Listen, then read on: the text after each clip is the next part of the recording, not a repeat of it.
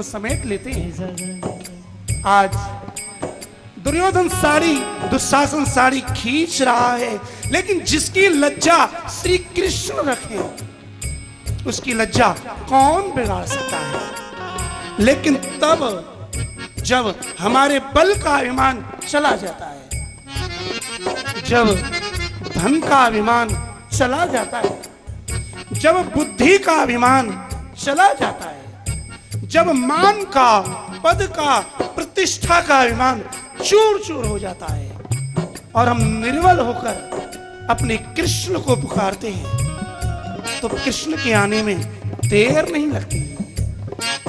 सुनेरी मैंने निर्बल के बलराम, सुनेरी मैंने निर्बल के बलराम।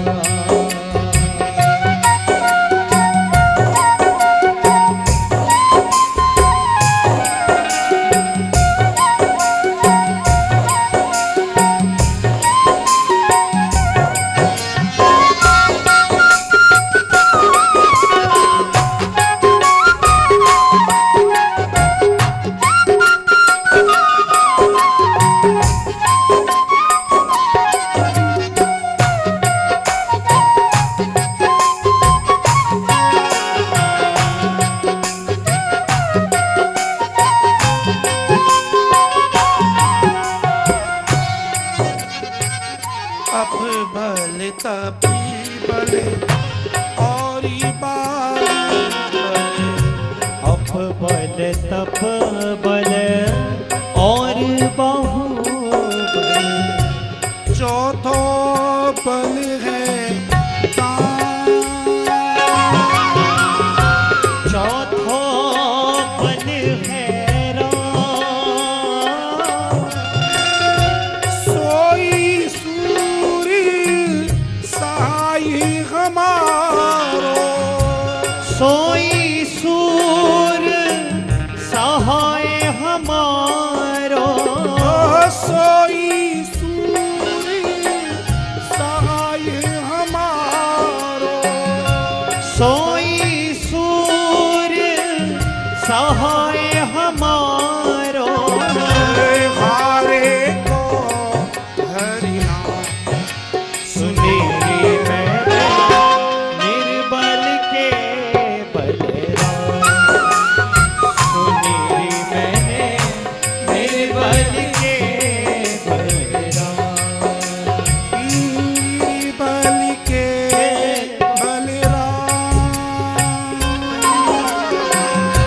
निर्बल के बलराम, सुनेरी मैंने निर्बल के बलराम, सुनेरी मैंने निर्बल के बलराम। आज गजेंद्र भगवान ने पुकार रहा है, एकांतिनो यश्चिन कंचनार्थम वांछन्ति ये वै भगवत प्रपन्ना, अत्यद्भुतं तच्चरितं सुमंगलम गायन्ति आनंद समुद्र मग्ना। सुनेरी मैंने निर्बल के बलराम, सुनेरी मैंने निर्बल के बलराम। जब लग गजी अब नौ बल बलियो, जब लग गज अप नौ बल बलियो, ने की सरियो नहीं नैक सरियो नहीं का, निर्बल है बल राम ही पुकारो, निर्बल है बल राम पुकार्यो,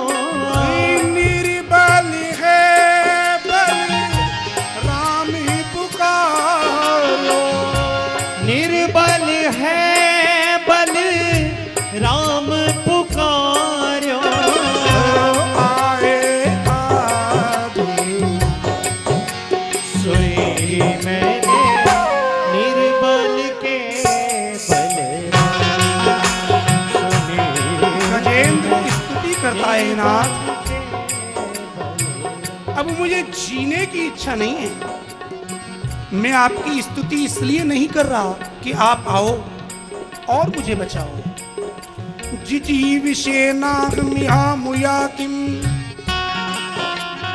अंतर्वहिश्चा प्रतये भयोन्या इच्छामि कालेन यस्य विप्लवस् तस्यात्मलोका वर्णस्य मोक्षम। हे नाथ, आप ये न सोचना कि मैं आपको इसलिए बचा रहा हूं कि आप मेरी रक्षा कर दो। नहीं, अब मुझे जीवित ही नहीं रहना, लेकिन मरने से पहले इतना चाहता हूं कि जो आत्मा के रूप में परमात्मा है और वह भगवान माया के कारण, अविद्या के कारण मुझे नहीं दिख रहा, आप ऐसी कृपा करो ये प्राण निकलने से पहले तेरा साक्षात्कार हो जाए नाथ, मेरा मोक्ष हो जाए। अब मुझे किसी दूसरी मां के गर्भ में जन्म न लेना पड़े।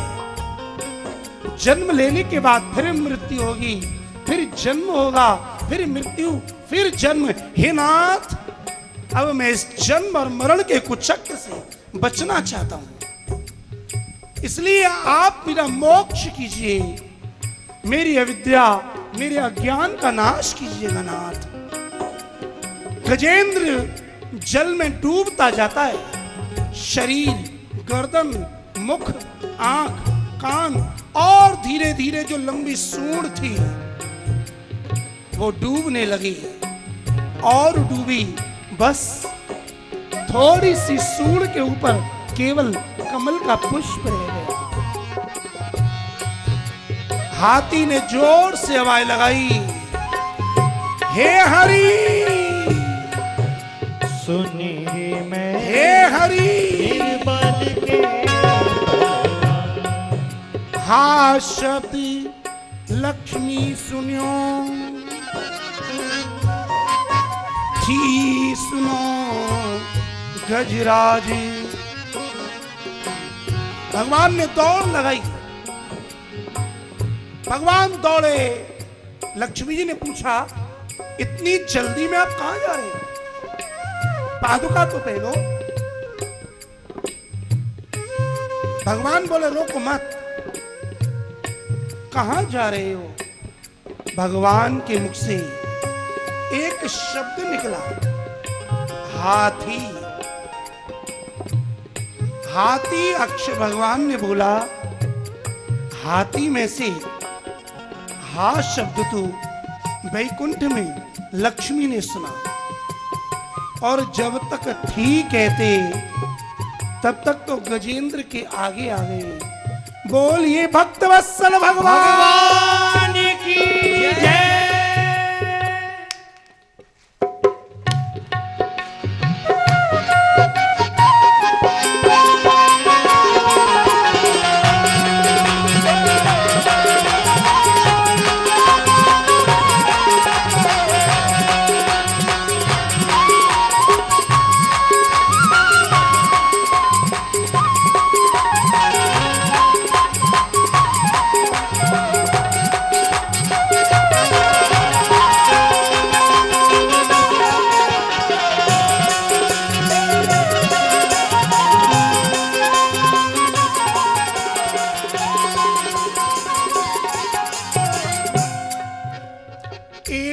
गजेन्द्रमुपवर्णित निर्विशेषम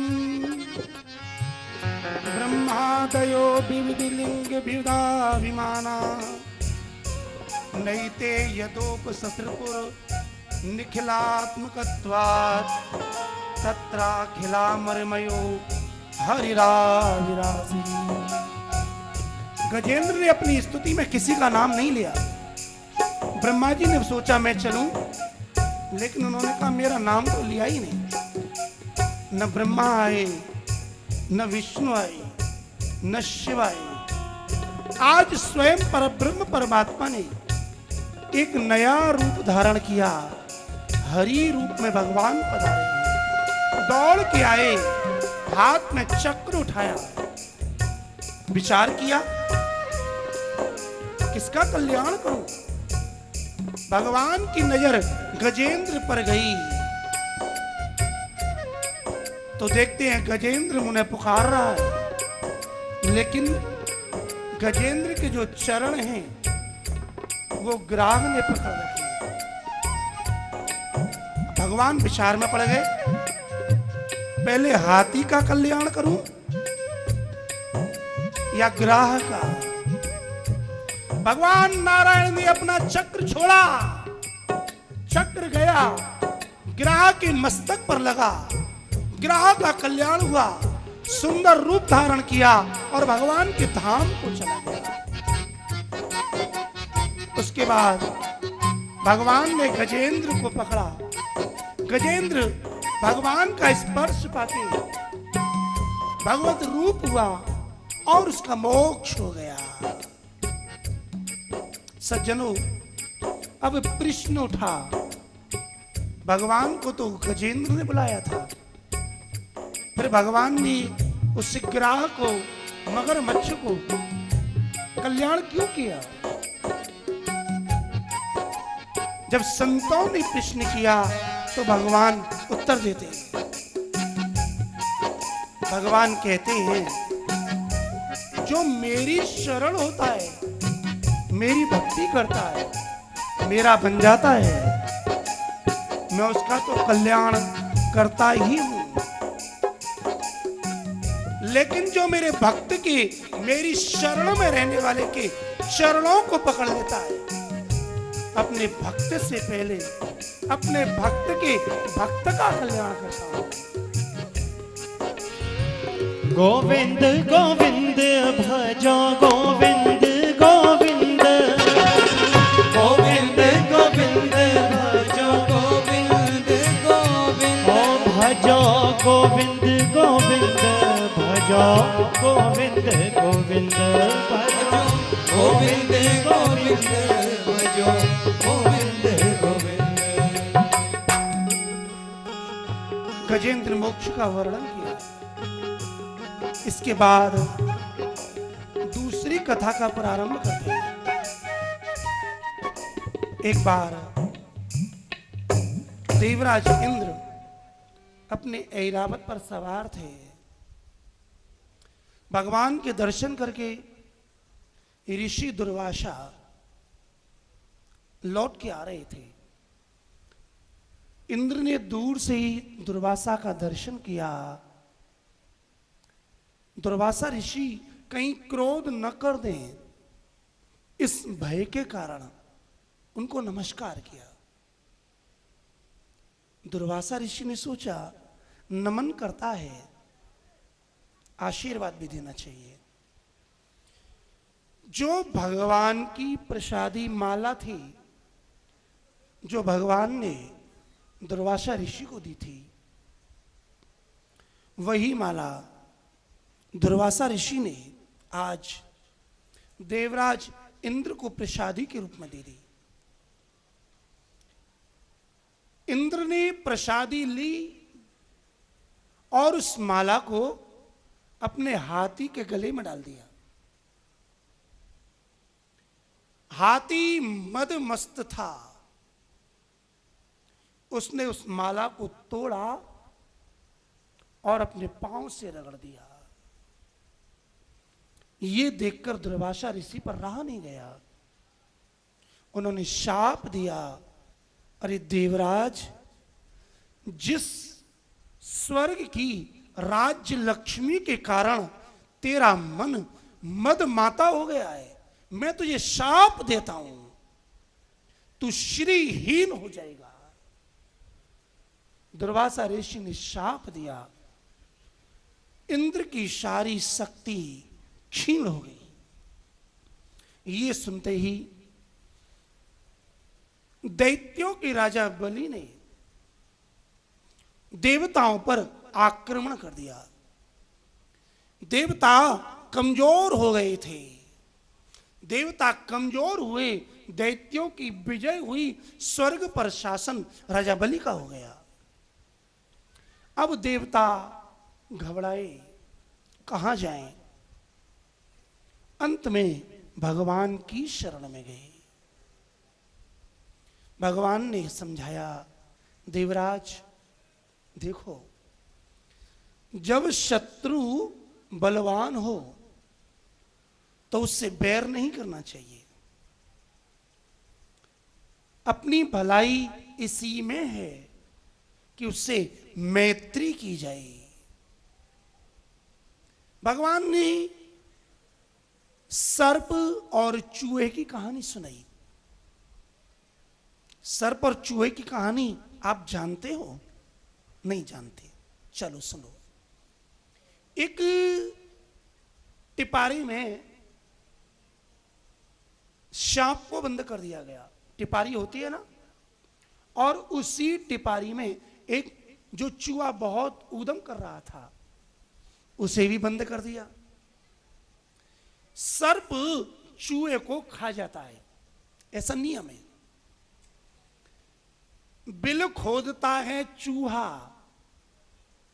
और उस बिल में जाकर के रहता है सर्प। कभी आपने सर्प को बिल बनाते नहीं देखा होगा। बिल खोदता है चूहा और उसमें पहुंच जाता है सर्प।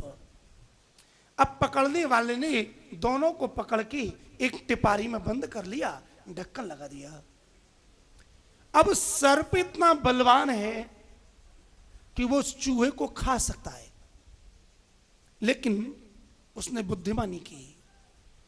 उसने चूहे से कहा, देख, हम और तू दोनों ही बंधन में बंध गए हैं। एक काम कर, तू इस टिपारी को काट दे।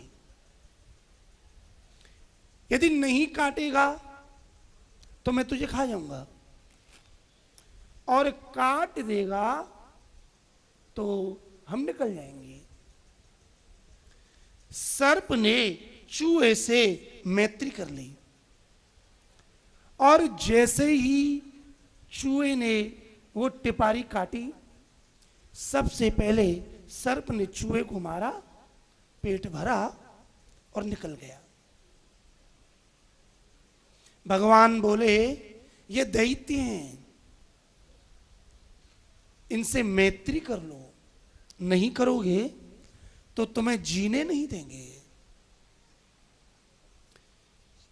भगवान ने सारी योजना समझा दी अच्छे से।